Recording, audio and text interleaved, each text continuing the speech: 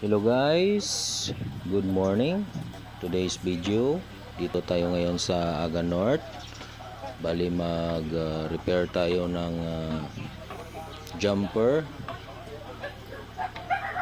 na sayad sa pusti guys, sa concrete. Bali lagyan lang namin ng pultapin para hindi na mag burnout guys. Ito yung cause bakit ngayon kayo nag burnout guys. Bali yung jumper niya nagsayad sa concrete pool dahil pinapatungan ng ibon. Pagpatong ng ibon sa wire, sa conductor wire, nagdikit yun sa pusti, sa concrete, kaya nag-cause ng burnout.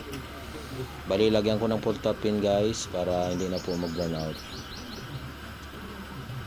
Ito ang ginagawa namin guys bilang isang lineman para ma-repair and restore kayo.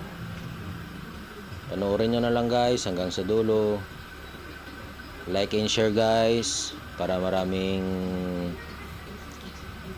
matutunan at malaman kung anong cause ng burnout.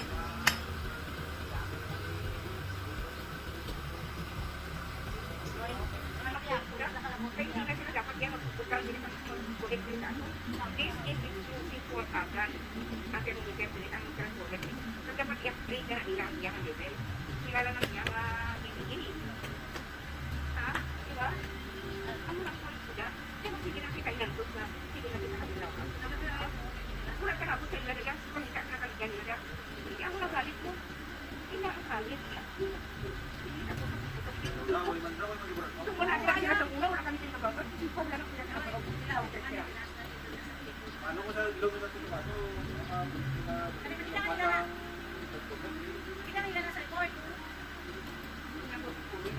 Patuloy ko kayo, ikaw doon rin po. Kaya po ako, yung isula na niya ng Franco University. Ano kabayad pag kita sa isak, pinakalisan, isak.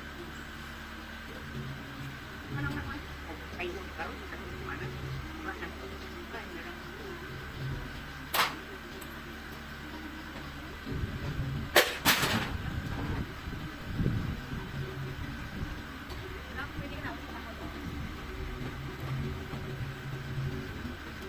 Hindi yung takot ito.